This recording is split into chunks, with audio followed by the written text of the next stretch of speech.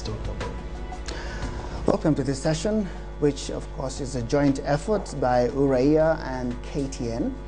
We now enter a session where we further the discussion on land as an issue that is of course emotive, an issue that has had a lot of people making comments, remarks, and people do get agitated when they're discussing land. Tonight, we find out, with all the discussions we've had, how do we put all this together and point you in the direction that will help you as you prepare to vote in the leaders of choice 2013, as we've guided you all along watching KTN, which is indeed your election channel.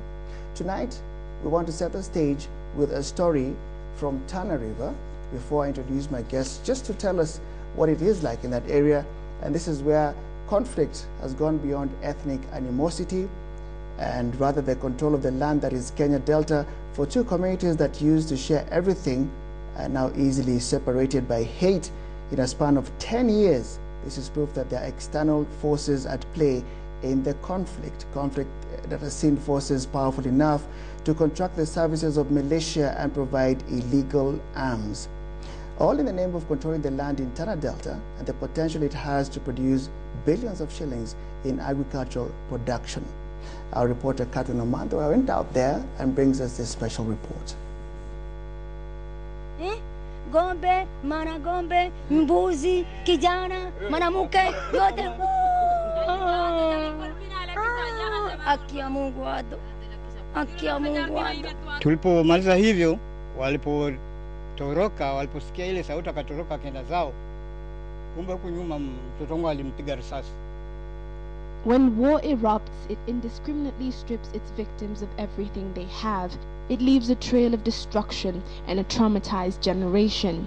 No one can really say that they are the true victors. These are villages that were once full of people, both of the Orma and the Pokomo origin.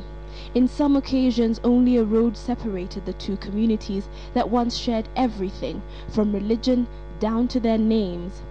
The only thing that kept them apart was their economic lifestyles. One group practices pastoralism, while the other group practices farming. No one can tell the effects of Kenya's most dynamic conflict better than Tana River residents themselves. Still the intelligence is going on. And we want to know the root cause of the clashes. But a little bit, there is ambiguity. Naweza kusema hizi shida ni shida maina. One, naweza sema kuna ile chuki ya kikabila. But all these tiny and, according to Ngano Raya, insignificant issues find root in the fight for Tana's rich soil, a fight that is bringing the origin of some communities here to question. One explanation as to how the Oroma community ended up in Tana Delta is that they migrated from northern Kenya. And some say that they don't belong here because they only came here recently.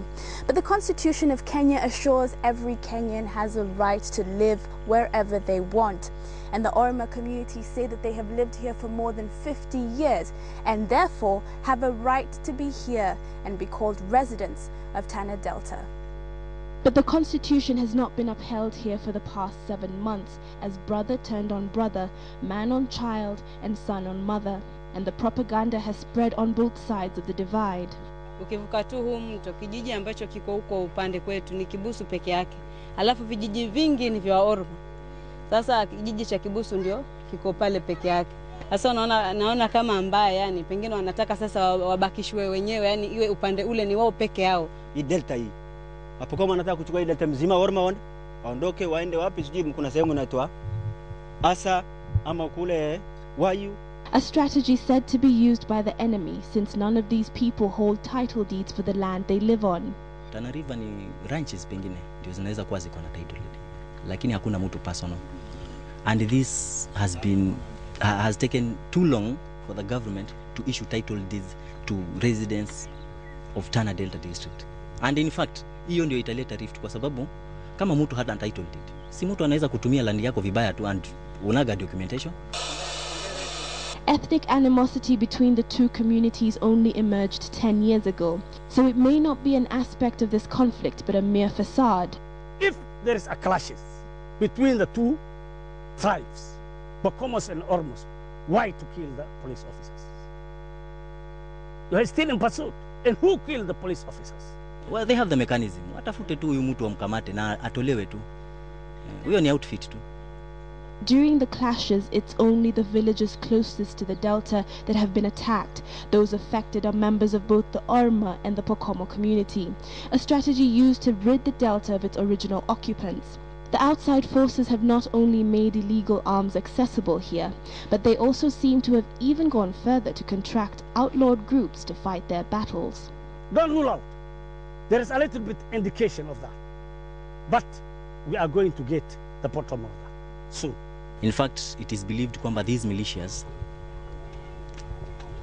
wanakuja wanafanya hiyo maneno na wanapotea. Lakini ikiwa ukisikia some of them wanakamatwa, that means that's a good progress. The ultimate aim is to gain the billions of shillings Tana Delta has to offer. Looking at the bigger picture, it's not just the communities that live here who want to claim the land and water of the Tana Delta. Private companies too have their eyes on this part of Kenya. With the construction of the Lamu port only kilometers north of the delta, Tana River County is a gold mine in terms of agricultural production.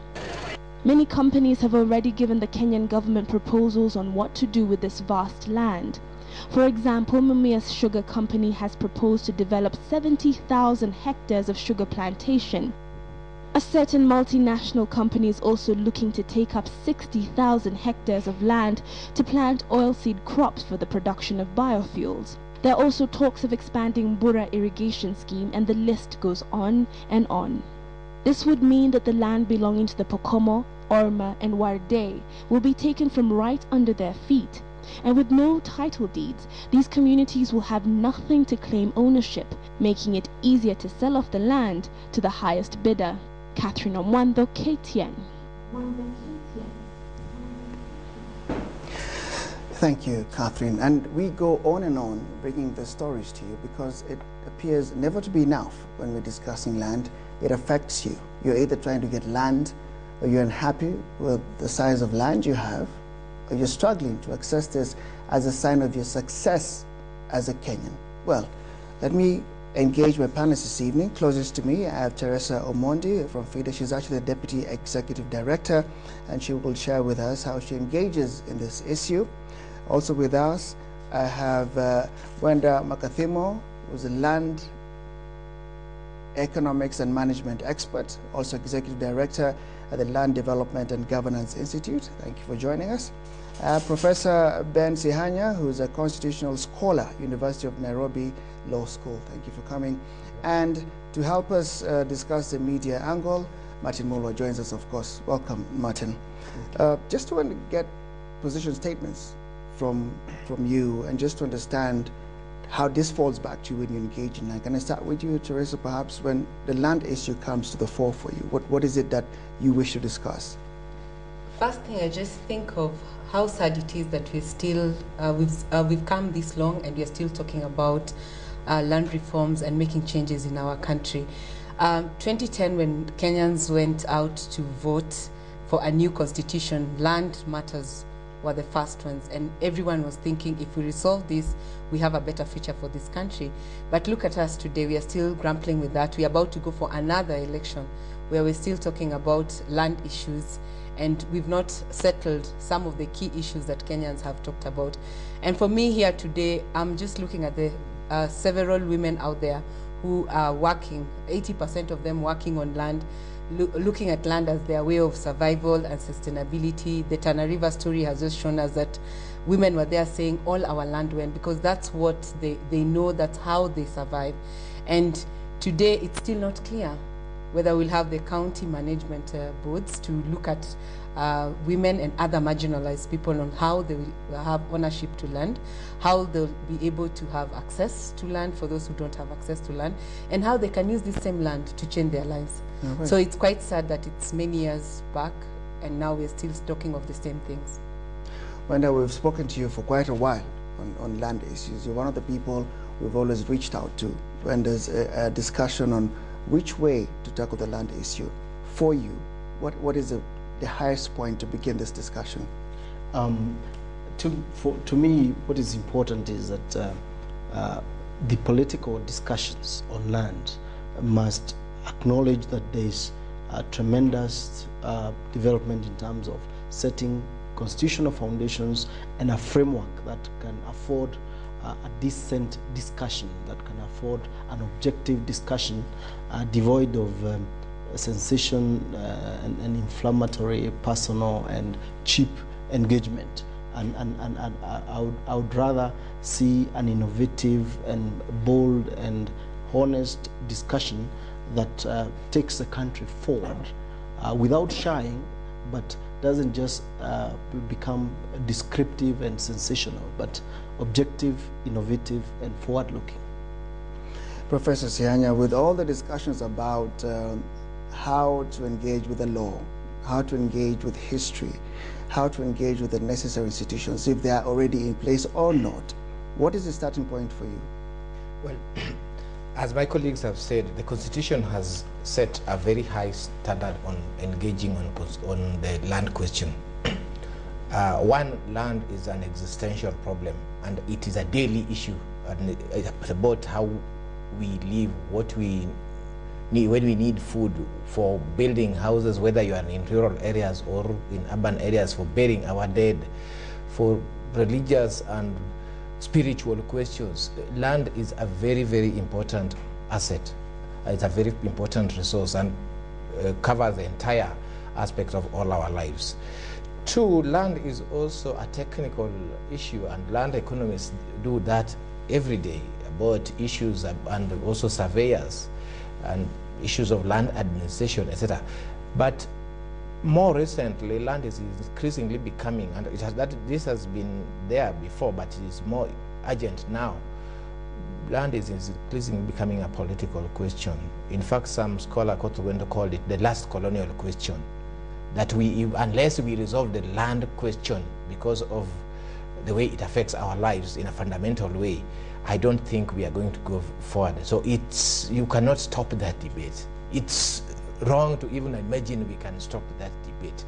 But again, because of so many reasons. One, the president, for one reason or another, which is unknown to many of us, has declined or failed to gazette the National Land Commission, which was approved by Parliament and has gone through all the processes. A court of law has ordered the president to do what he ought to do. That was on 5th February. That was supposed to be done by 12th February. The president is still adamant. And this, in many countries, would be a question of impeachment, given the sensitivity of the land question to our national development. Lastly, Louis, I think there's this problem that the Constitution is transformative on the land question. For instance, unlike the 1969 Constitution, which is being repealed, this Constitution says that you can ask questions how land was obtained. So you can ask the legality and the irregularity. And we must know that the Constitution is not self-executing. It needs politicians of great strength of character with reform credentials to move us to the next level of implementing the Constitution on so many issues, even minimum and maximum size of land that individuals and families can own, etc., etc. Okay. Martin, are we putting out these stories as inclined by arguments that are out there? Are we trying to be informative? What are we achieving with the kind of stories we're putting out on land every other day? I think with all the issues that have been raised by my colleague panelists here, the media, that's where now we come in.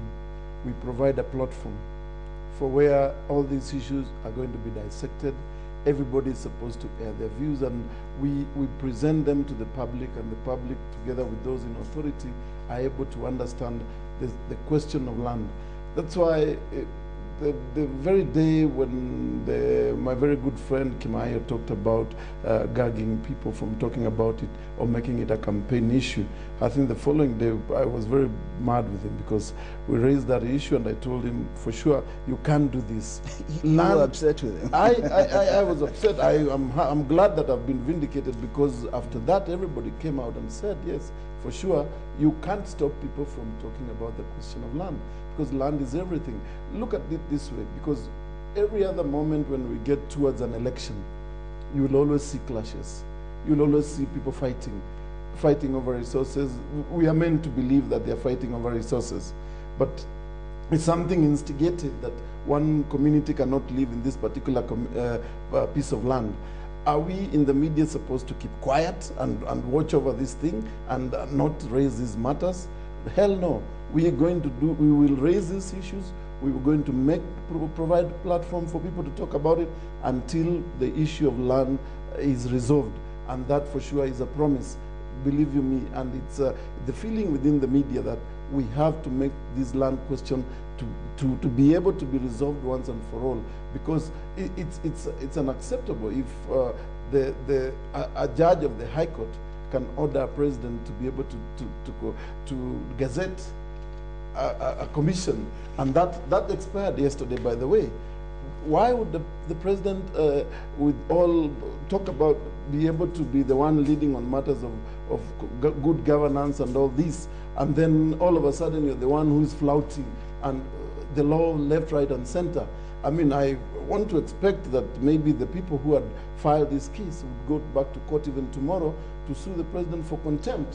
Okay. Because, and we will provide the platform to let people know what is happening. Let me just pick up on one of the issues, the IGP's comments, which of course triggered. I've heard you also respond to that, but was he taken out of context, perhaps? Let me say this. He has a brief. He has the concerns he has to look after. And he's worried about insecurity. Maybe from his angle, he reacted to something which was close to the triggers that he knows will cause strife. Was he taken out of context? I see you want to say something. Went on that. Yeah. I think there's been also an attempt to paint the IG as one who is gagging, one who is taking people back to the days when you will not speak. But I think it is also a strategy to cover up for alarming statements and very responsible statements from the political class, where they were trying to get citizens to have very false hope and heightened emotion without even due regard of the context where we've come from only 5 years ago. And I think maybe language may have failed on the part of the IG saying stop. Maybe you would have said take care,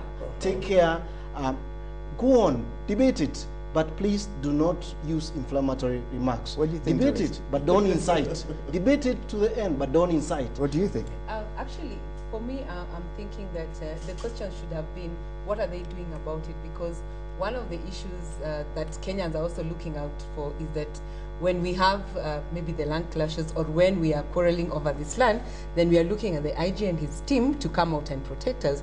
But if his statements come out as if we are not supposed to talk about it and it's going to be almost like a crime if you speak about it, then therein, I don't know whether to support my colleague and say there was failure of words. So I take it you're also upset with him. Yes, I am very upset with him because I am thinking it's really an issue. It's one of the big issues that the country needs to sort out for us to be at peace even as we move for the next elections. You know, it's amazing how quickly that became now the punching bag, the clarion call. But Professor, this is a learned IG. This is a new era. This is a senior policeman who understands matters of the law. Do you actually believe he was trying to gag people, or was it a genuine concern on his part that was, as Mwenda speculates, just poorly communicated? Is he really the guy we should look at as an obstacle now? Louis, this IG is a professional IG, and I think he has earned the respect of most of us who have worked with him in other contexts. I see it from a different perspective too. Two perspectives. One is that there was a general chorus in the Kibaki faction of government to try and gag this debate, with the NCAC coming up and trying to come from a hate speech argument. One other person, etc. There was a chorus, but I did not see. Secondly, I did not see anything that was inflammatory in the debate. I did not see incitement, unlike NCIC, unlike the statements that were being rehearsed and rehashed through the Kibaki faction. Because if you are asking the question, whom do you trust to, as a presidential candidate, to lead land reform in this country? They are candidates. You can even name them by name. Do you trust so and so? It's okay. And I don't see how this becomes I don't want to make this about the IG, but it was just, it was such a trigger. So last comments on the IG's statement. I think, Louis, we got to get the facts right. Yes. There were inflammatory statements. Right. For instance, when a politician goes on a public platform and says, kuna bwenyenye weusi na watu wa kawaida. That's trigger. That's Straight trigger, away. setting citizen class against the other. Yes. And when you also go on TV and say that somebody owns a whole province, give out some. It's setting a standard like there will be charity, and if no charity, you deal with it. It's clearly setting a certain stage. Let me do this. Which is not necessarily a debate. It is not debate. Let me do this. One, let me do this. One, let me say, I want to believe the IG meant well. His communication may not have been the best, and I will be his advocate tonight and say the IG was looking out for his brief. He didn't want violence. But let me take it back to the discussion in the sense that, yes, it is a genuine question. Leave the IG alone. I mean, he actually didn't put anything to stop the conversation going on, which begs the question. So how then should we challenge those who are in charge about land, considering, as we've observed, there is no legislation in place. The commission is still hanging out in limbo, and the constitution, as much as people say revert or defer to the constitution, it's not. There's no office called constitution. It's people have to work this thing. So who do we challenge then? I think Professor here has just said it very well, that it's just the highest form of impunity by the president and the executive, that there is legislation, the constitution, there's the Land Act, there's the National Land Commission Act, all that speak to one thing. And then there's the court. And remember, they're the same people who are telling us that we now have to trust our judiciary. They're the same people who are saying when the judiciary makes a decision, we shall uphold the decision, we shall follow the decision. This time round, what is not happening? And I think this is what Kenyans need to be alive to, and also alive to even when we continue having these campaigns and the leaders who are promising, because some of them are still in the executive. So what are they telling us? Yeah, so it's just pure impunity. They have no respect for Kenyans who are their employers. And I think it's just a right time that they need to know that it's no longer the same. There needs to be change in this country. All right. Yes, madam. My take is that we have to go beyond populist hype, where you say, I'll settle everybody, I will do all these things. Yet, a time like now, when the president is there, government is working, the vested interests around the continuity of taking advantage of the gaps in operations, in the bureaucracy, and in the law that was, because there's a transitional clause that says before the commission is put in place, those people who are performing those duties will be purported to be the commission. You find that the politicians, even the ones who are seeking top leadership and promising to do things when they get into government, most of them are in government. They're in cabinet, but none of them. Is there one who said he will be the end all? He will fix it all together. None of them has asked, those in government, has asked for the gazettement. None of them even has sought the president or pressured the president. None of them. They're otherwise engaged.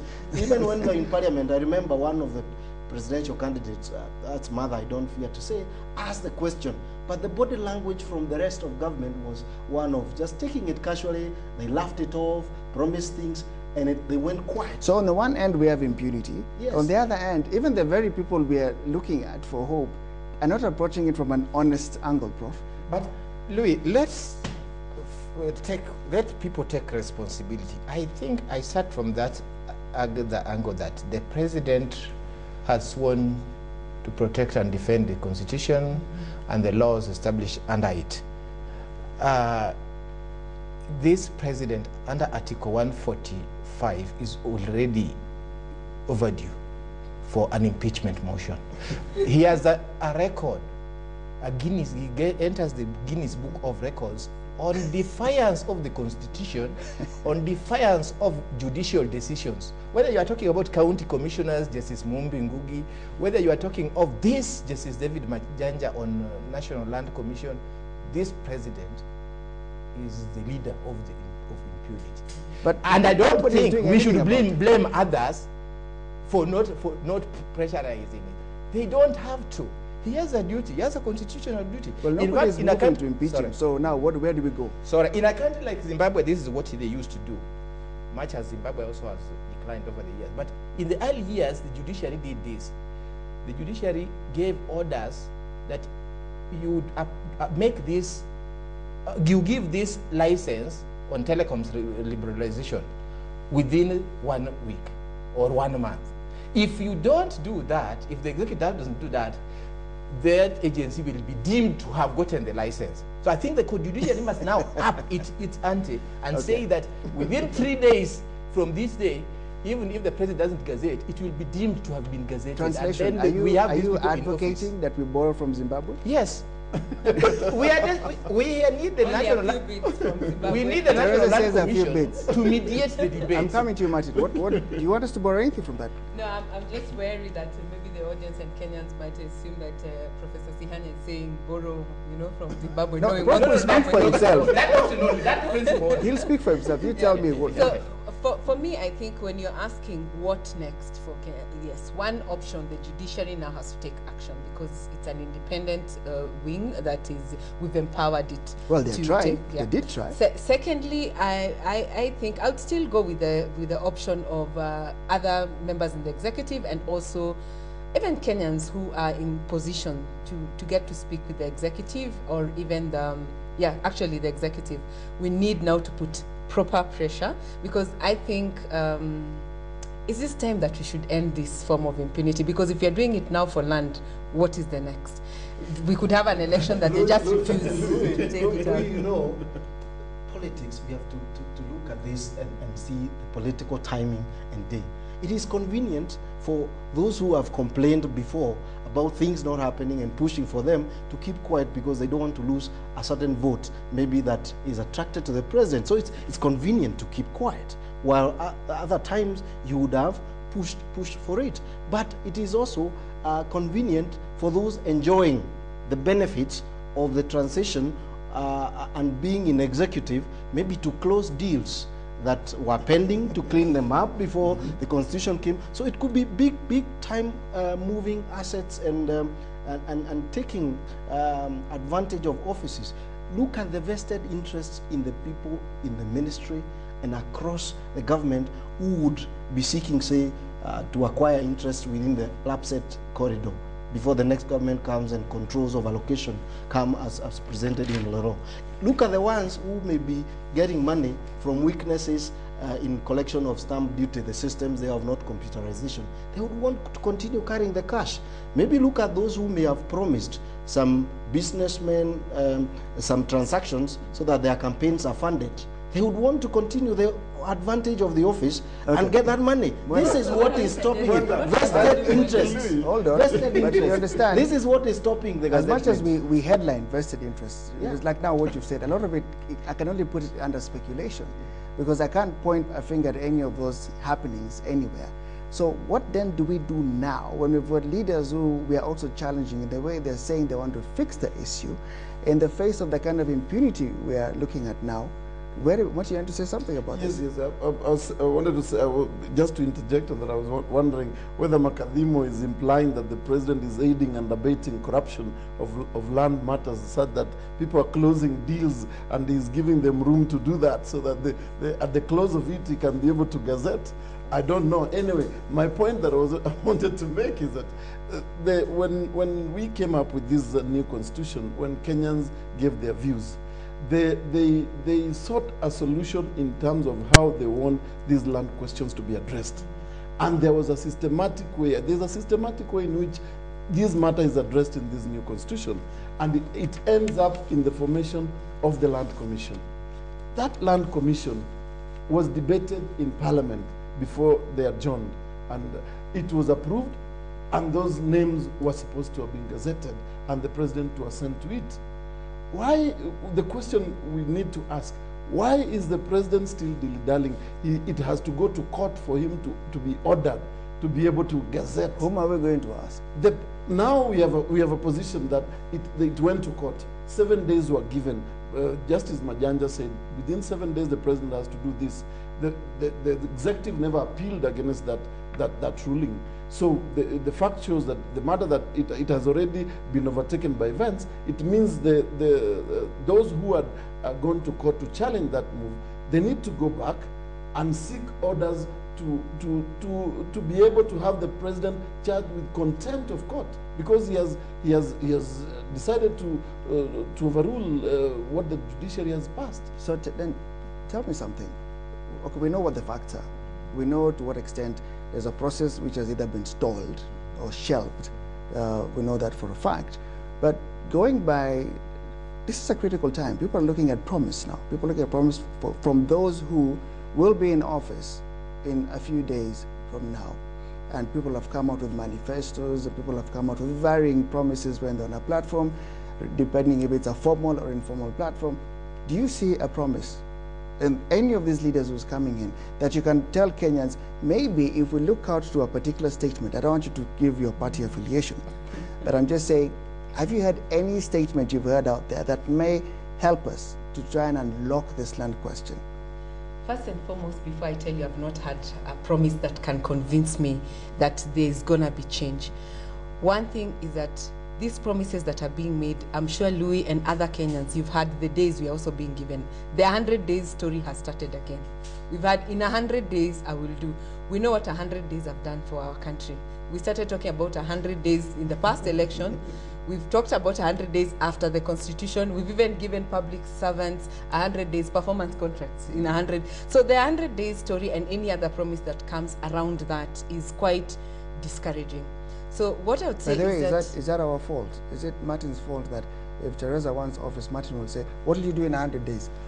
I think what we've been promised as citizens is that we are able to question, but we've started using the systems of questioning. We've gone through the judiciary, because that's the way we can question, because as a Kenyan, I'm not expected to walk to maybe the executive office of President Kibaki and say, this is my question.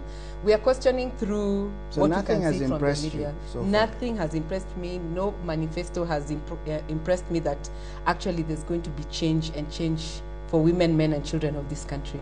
Louis, yes, Mwanda. Yes, I'm coming to Prof. Yes, Louis. I've looked at those manifestos with a lot of advantage of being in the process of seeking land reforms, seeking the policy, the constitutional provisions, the legal framework that has been developed, and now the next steps that we needed to go of getting the institutions in place and the regulations and all that was set out in the implementation schedules.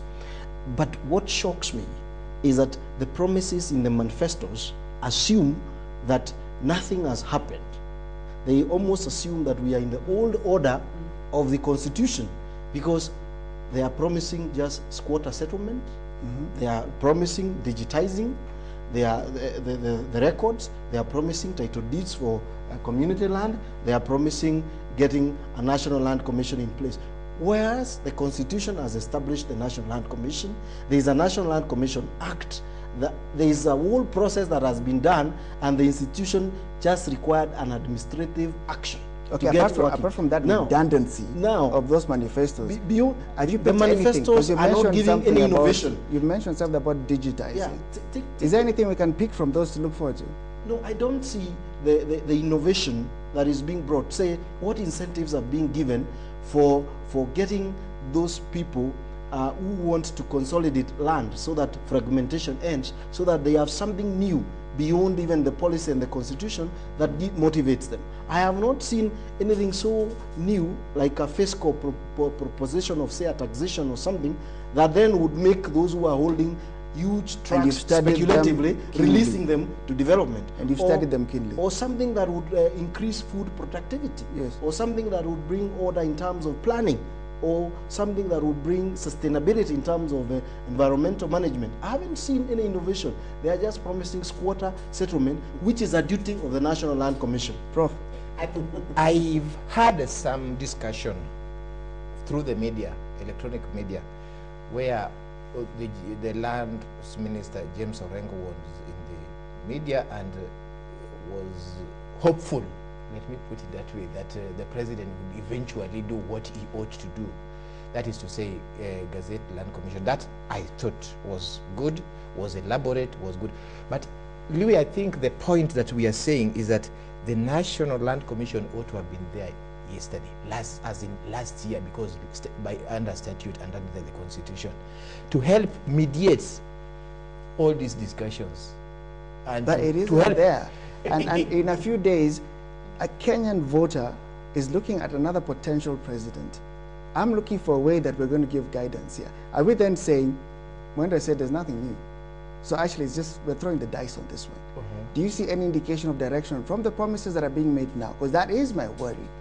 There's a voter who's looking at us and saying, who will appeal to me in terms of coming in to sort out the land issue? So without going into which party or which president, I'm just saying, do you see anything in all the writings that have been put out there? Or are we just seeing clever essays? But nobody is actually giving us a way forward. Supposing by the time we go to the polls, it hasn't been gazetted, what do we then do? Well, I think my view is this, that in that case we would have a problem. We would rely more on individuals and their credentials, whether they had had those and the expectations from them. There are certain platforms that you expect them to do certain things and there would be greater pressure on them. There are certain groups in this political campaign or in the land question that you don't expect any reform at all. In fact, you expect an attack on the constitution. The way Jomo Kenyatta said through Lancaster process that we don't trust this constitution, but let's just adopt it and then we'll go back and dismantle it. And indeed, that was a self-fulfilling prophecy. So as of now, I would have been in a happier situation if we had the National Land Commission to help us deal with this. As of now, we can only hope that those who have some reform credentials would implement it when they come to power, because this president and the faction he leads has decided not to move the discourse forward, in spite of the fact that land is a historical injustice. We need to stop focusing on that who is going and see about who is coming in. Just before I go to another clip, I just want to ask quickly, do you see Kenya mapped out in special hotspots areas for the land question, or is it a total Kenya question? Do you see areas which stand out more than others? Actually, I think it's a Kenyan question. All round. All round. And I think it's just that sometimes when you have to tell a story, you'd find yourself picking out on certain regions and not. But I think it's a Kenyan story. Every part of this country, everyone relies on land for sustainability and survival. Is there a hotspot for you? Is there any area you completely feel should be sorted out first? Well, I think the sequencing, because I said the frameworks are good. There are special areas that have special historical areas. Like the National Land Policy cites the coastal region of the country as an area requiring special interventions. That's the loudest for you. That is a special intervention area. But the land question is not just one question. The way it is. Okay, no, I have a reason why I'm asking you that. I'll come back to that explanation because there's something I want to run. What about you? Is it a specific area you want us to deal with, or is it a Kenya question? Well, at 2 points. One, there are certain hotspots. Which are the loudest for you? Rift Valley and the messy land situation coming from the Kenyatta days and with Moi as vice president. Central, the legacy of Mau Mau, and now a lot of dispossession, creating to some extent the Mungiki phenomenon. So you would start there? I would also deal with the Mombasa, the coastal problem. Both beach land and the rest, the spontaneous or squatter settlement. Well, it appears that Nyanza province's southeastern tip has since the pre-independence period been home of the Gusii people. Today, this enterprising community occupies what is now Kisii and Nyamira counties, surrounded by the Luo, Kalenjin, Maasai, and Kuria communities. Over the last 5 decades, the Gusii have thrived in the region, precipitating an acute shortage of land that is unrivaled in the country. And none of you has told me about Kisii area. So we sent Fred Omulo to the area of the hills, and he brings you this story from that area.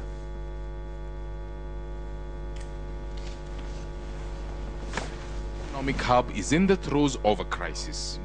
A population explosion over the last 2 decades has created a unique problem that has left many policy experts scratching their heads. Even when I had donors who maybe wants to put up some institutions around here which will assist the people from the locality, it was very difficult for me to identify land for where we can put that project. Blessed with the best climate in the region, Kisii County has gradually evolved into a breadbasket of sorts. But these pluses are under severe strain from a population whose density stands at 874 people per square kilometer against a national average of 67 people per square kilometer and a poverty rate of 51%. Sasa ukiangalia masamba yanyakuliwa na watu wale wakubwa wakubwa, sasa hivi hao wadogo hatuna hata mahali utaka kufanyia biashara, hatuna.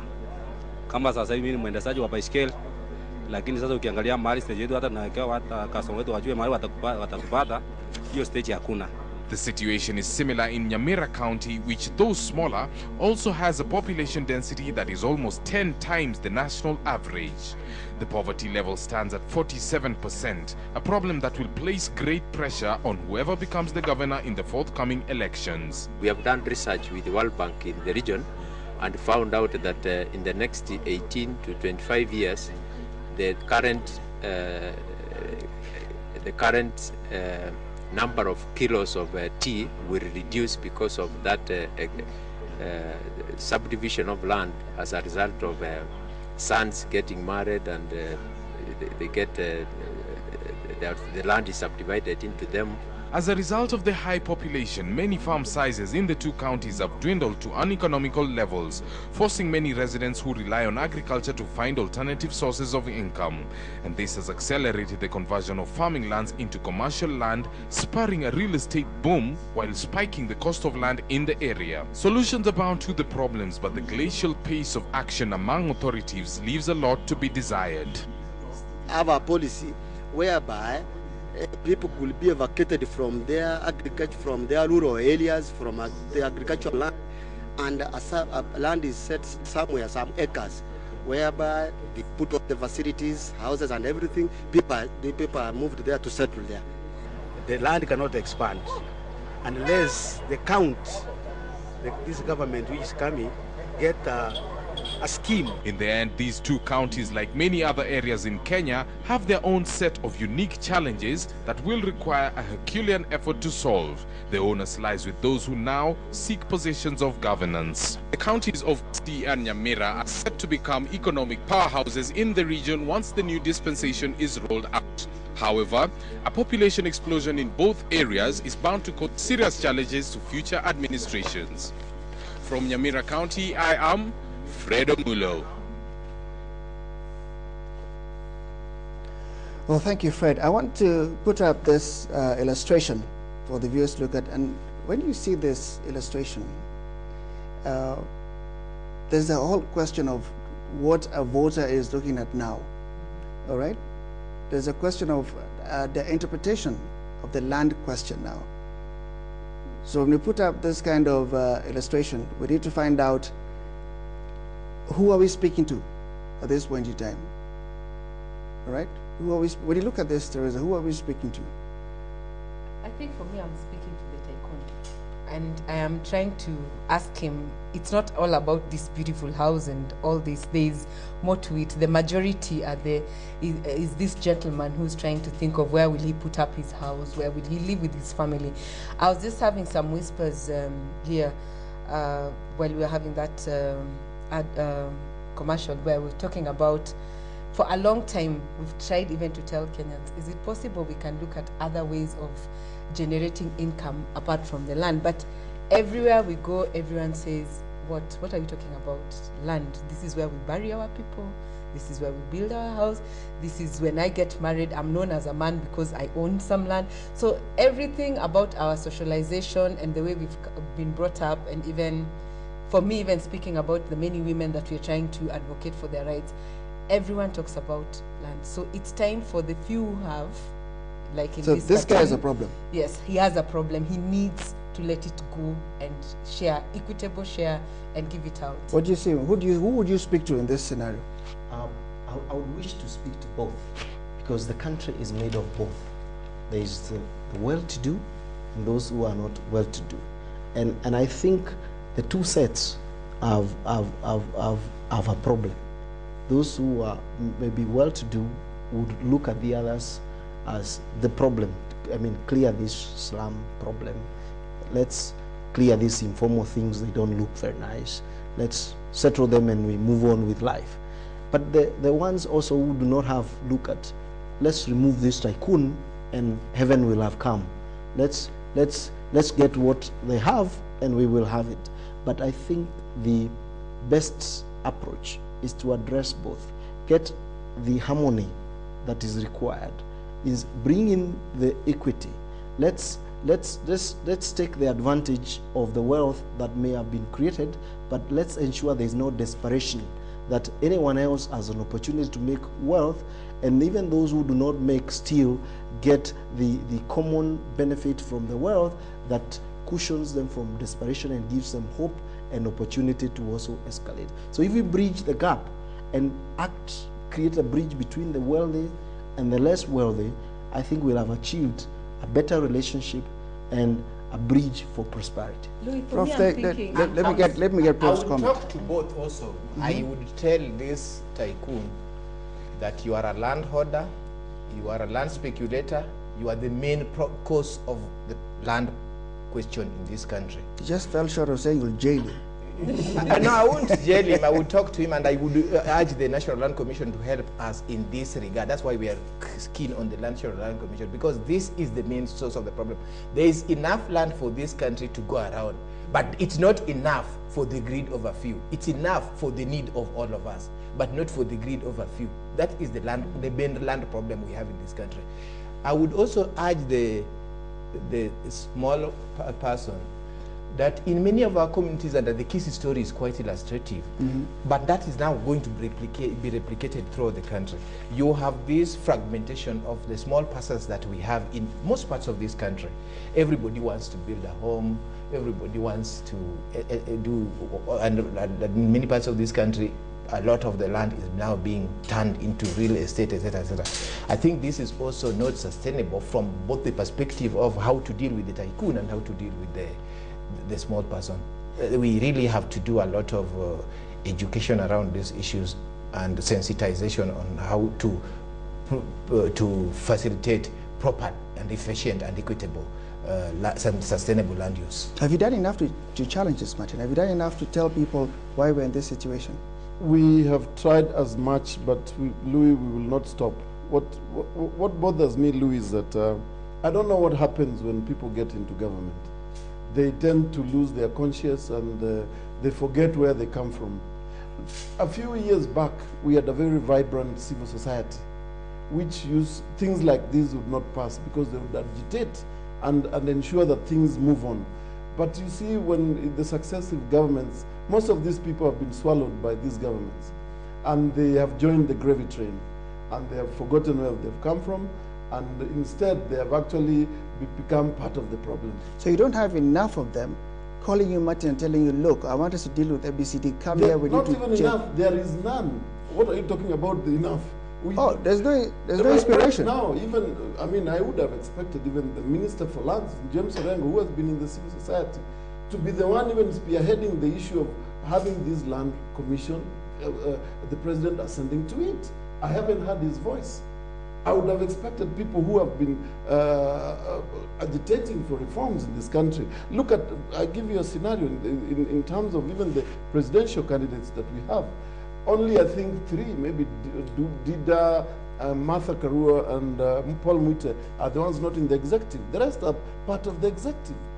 They are not talking about this issue. Why are they not talking to the president, who is their boss, to be able to they are otherwise engaged. So the political class is the problem. Yes, there is. I have an issue. Okay, I'm agreeing that it's also time to speak to the small man, but I'm thinking we've really preached to the choir. The people in Kisi, in Vihiga, I was just mentioning, Bunyore, they know that we need to share.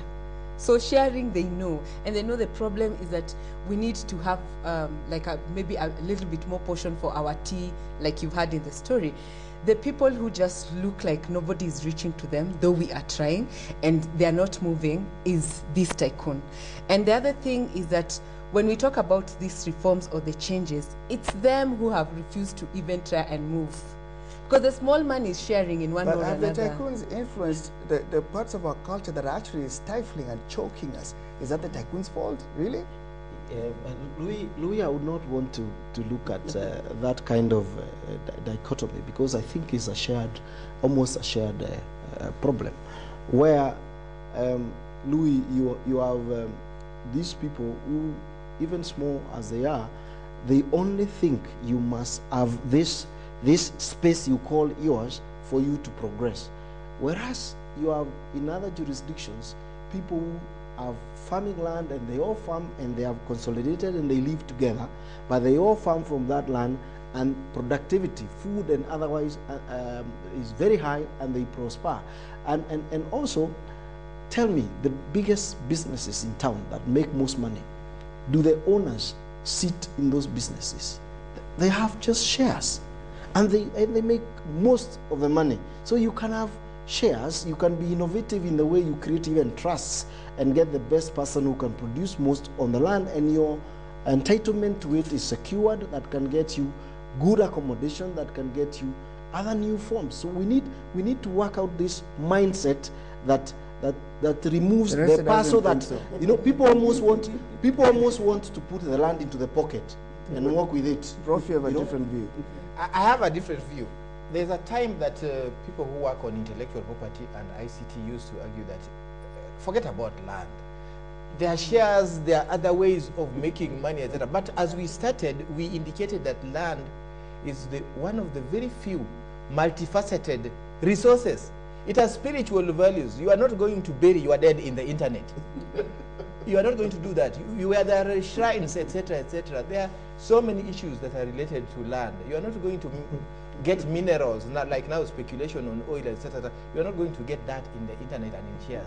So we must still work through the National Land Commission and relevant agencies for equitable, sustainable distribution of land. There is enough land for all, for the need of all of us, but not for the greed of a few. Hold on, Mwenda, I heard you. I want to correct. I'll come back to you. Okay, I want to correct. I know the thing of shares, you want to correct that. Yes, but yeah. Yes, Teresa.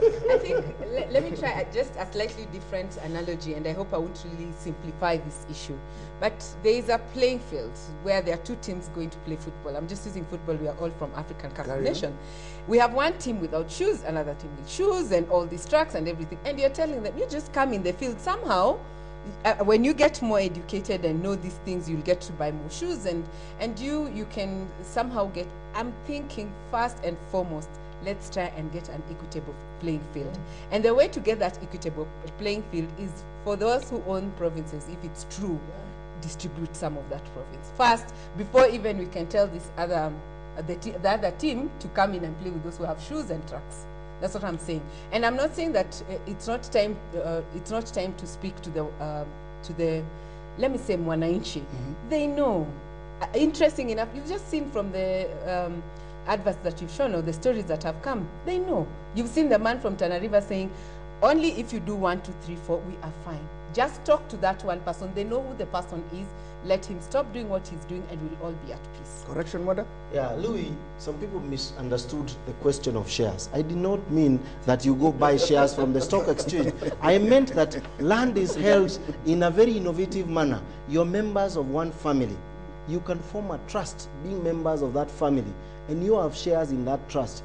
Not each of you getting a boundary, placing a house, and placing your graveyards in every corner of that land for you to feel that you own. You can have a trust, a vehicle that holds that land that is family land, and each of you has their share in it, and then you leave it for production, and you create management for it, and you create a certain area where you all live. You don't have to live everywhere on the land. You can have a high rise. Most of us in town live in flats, and we own shares in the management companies of the common areas and all that, and yet we don't kill each other, and we utilize the common areas. That's the sort of innovation I was saying. By the time you fragment the country and you promise everybody a share, let's assume even those who have the perceived provinces give, They give today, they give their all. Then the next on another gives their all. We are 40 million now, and the area of Kenya is the way it is. 100 years to come, most probably will be 100 million. We continue subdividing. We go to 120 million. We continue subdividing. Will it be there?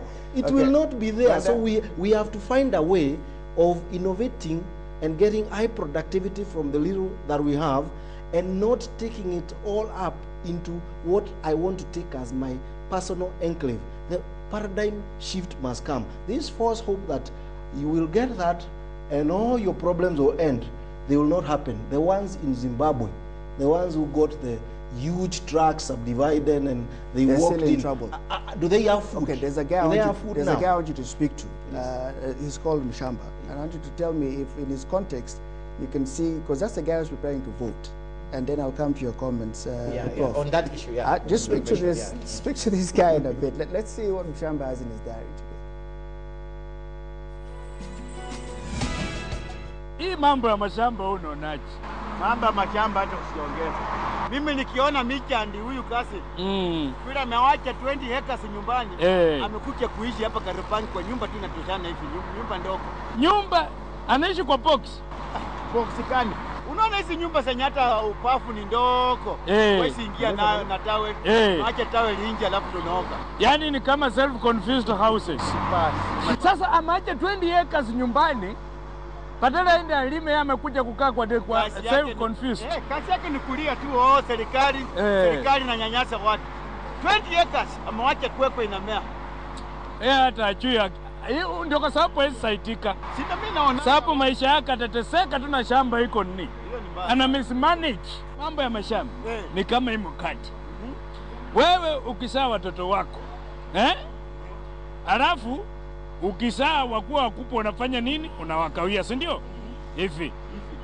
Alafu huyu mtoto anashika yake, mtoto mwingine, si ndio? Haya, akizaa watoto tena anafanya nini? Anakawa. Tena unaona inakuwa hivi. Mwishowe akiwa hangu watakula. Kwa hivyo tena inakuwa ni shida. Inakuwa inaishi hata yosi wasaidia. Inaleta umaskini. Inaleta umaskini kabisa. Na shamba ilikuwa kubwa. Ilikuwa kubwa. Sasa unaona sasa hii ni kama vile mkate sasa hii kwa wapi? Hakuna.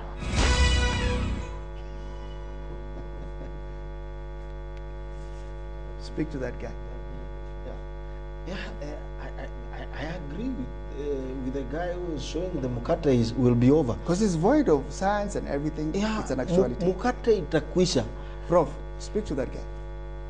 Yeah, I agree. Innovations are important, and more sustainable ways of sharing the land that there is really important. The Constitution really provides for that, and the National Land Commission is the main agency to help us deal with those questions, even if there is need for consolidation, need for equitable sharing, etc., etc.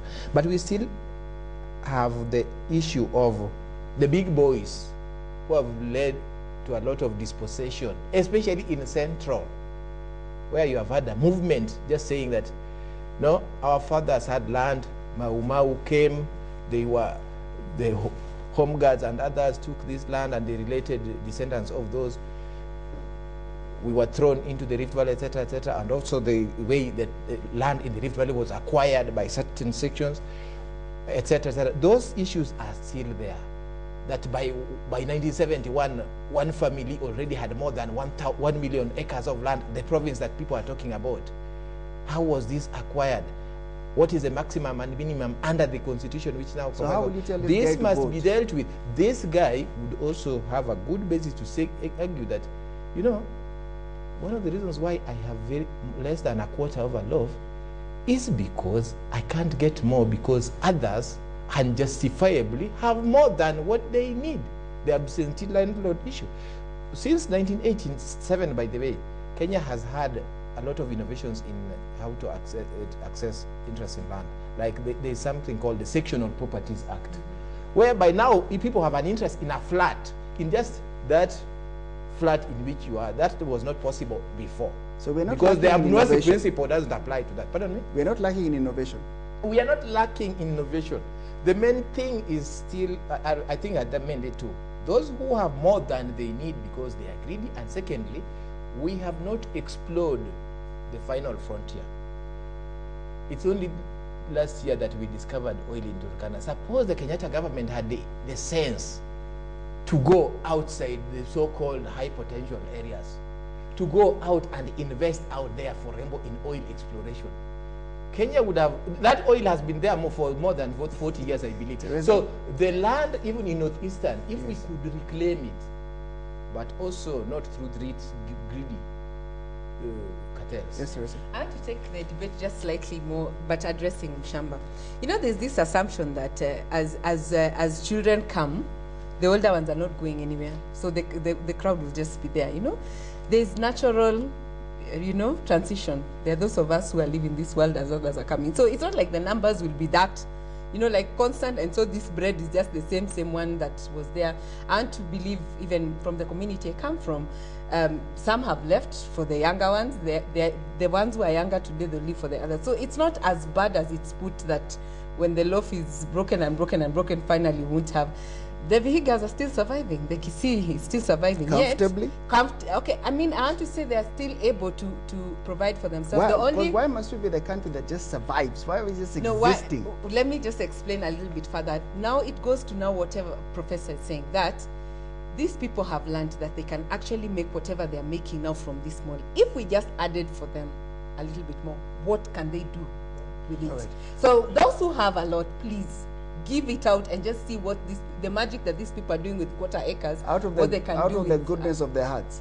Not really. No. That's why we want the land commission. Okay, hold on. Let's do this. I'm going to come. I'm going to get your instructive closing comments. Yes. Instructive, so that this is an election time.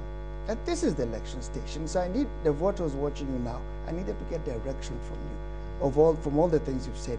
But Martin, you give me your comment, and then I'll take your closing comments. If you wait for this political class to just give away, it will never happen. History has shown in this country that for people to get their rights, they have to fight for their rights, and they have to agitate for their rights. That's why I get disappointed that we don't have a vibrant civil society at this point in time, because they would have sorted this matter a long time ago. They would have put this matter on the doorstep of the president, and he would have gazetted that thing a long time ago. But since we don't have that vibrant civil society, we are left to just wane and whine all over. But I think there should be some hope in the fact that we have a judiciary which is active and doing something, but it needs to be moved to be able to get to the next level and do something about it. Okay, Teresa, instructive in closing. Help my voter. Okay, one thing that I would tell other Kenyans who are ready to vote for 4th of March is that there is no promise that is being made to us that cannot be done now. Because when we look at the presidential candidates today, and especially maybe the ones who the polls are showing they're performing very well, they're in the executive now, they can do it now. We don't have to wait for them after the 4th. So let them do it now, because what they are promising is something we've lived with for the last 2 years since we passed the constitution. So it can happen. Let them do it now, and we'll be convinced that they'll do more after we give them our votes. Right. What would you tell your voter, Mwanda? I would want to advise the voters to unpack the pretext in the politicians by just looking at number 1, 2, 3, 4 in the leadership of their parties, and see, even in terms of saying you hold land, you hold this, if there is any major difference. In my own opinion, there isn't really major difference. What the citizens must go for is their fundamental rights in the Constitution, and get them systematically secure by themselves. They should not have hope in just 1 or 2 personalities, and they should seek no right to be jumped at any one time, whoever wins. So the citizens must come and take the rights of participation and holding accountability on the part of the leaders, whether the ones they prefer come through or not, as a fundamental right. Which is their platform? Which is their avenue? Their platform is they must ensure their right of participation is respected and accountability. And the avenues of breach, of impeachment of leaders who are not respecting constitution, should be used systematically so that they are forced out of the comfort zone. So the voters must not get into desperation. Power is in their hands. Professor, what's your closing comment? The voter in Kenya is now a more discerning voter. The Constitution provides for equitable sharing of resources in this country. It also says that we can have minimum and maximum land holding questions. The voter should ask for fairness, for justice, not for a scourge of 4,000 acres out of a province that is given. These are issues of rights. These are not issues of being given to anybody as a gift of maybe IDPs here and there. So the voter must insist that we want implementation of the Constitution. So the question is, whom do you trust? What forums do you trust in terms of Constitution implementation? And if you have any doubt that we may have what Jomo Kenyatta did of dismantling the Constitution, then the question turns on. The land question is basically a constitutional question. Okay, and it's about implementation of the Constitution. I'm all out of time now, but I just one line, and this is a very almost naive question, because people tend, actually I've seen people who are even intellectuals, when they're waiting around, they tend to ask this question when you travel or fly over the land. And as you've correctly said, there's a concentration in one area and a vast expanse of non-existence there. What would take Kenyans to those other areas? Do we send a railway there? Do we send a bus park there? What would attract Kenyans to go away from this congestion? At least Konza City is coming up. Actually, in just one line. I actually almost say Konza City. So we need more of those. Yes, more of those, because the other day when someone would tell you buy land in Athi River, I'd go like, what? But so we push for when policy development that will give that kind of gets expansion. there, people want to move. We'll see now people from other regions of the country moving towards those. What do you think? The policy provisions and the legal provisions sets a standard or a framework for doing national spatial planning. And that would look at the country in its entirety, see what is open, what is not optimally used, and then if you need servicing, you target the servicing systematically and convert. Every part of the country could be as vibrant as the other. If spatial planning... Who has their finger on that plan? Yeah? National spatial planning, and the oversight is in the National Land Commission. So we need the commission? Yes. Absolutely. Professor, I know you'll say the commission. We need the commission to help us all those questions about conservation, sustainable use of these areas, to help us work through the questions of irrigation, but also to avoid the greedy lot that own provinces at its independence also going to northeastern to grab the land. Of course, they are already grabbing the land. Okay, clearly, more for another. One line. Definitely. On the same, as we head to the next election, I mean, Kenyans have an opportunity. If they put the right, because we are now going to have a devolution system whereby we will have 47 counties, Kenyans have an opportunity to elect the proper governors who are going to be able to devolve this system and ensure that their areas are able to generate the proper economic growth for those areas. So I think we have a solution to getting towards that direction, if that is going to happen. All right, Martin, thank you. And Martin has put out a very special call to civil society. Martin says, you're sleeping, you're not there, you're non-existent. Reach him, find him, get the stories out. Professor Siranya, thank you for the aspects of law, and you've been very clear on what needs to be done. And the impunity that causes this land commission not to be in place clearly affects our plan going forward. We've heard from you. A lot of your issues have come under a lot of focus because they seem like they need so much in terms of mathematics to be put in it and planning. But at least you've directed us, and we've all ended up with the same thing. We need that commission in play so that we can do the spatial planning. Any special remark for the women? Is that where the solution is also? Because they've also been singled out? Yes, they are the majority in this country. They hold the majority vote, and time is just right for them to make the right decision, to vote for the right leader, to make a difference in their lives. Thank you very much for coming. Obviously, we have to continue this discussion on a later date. My name is Louis. Thank you for your company. Have a good night. What? This is very motivating. That was good. Uraia, kwa kuwa Wakenya wana haki.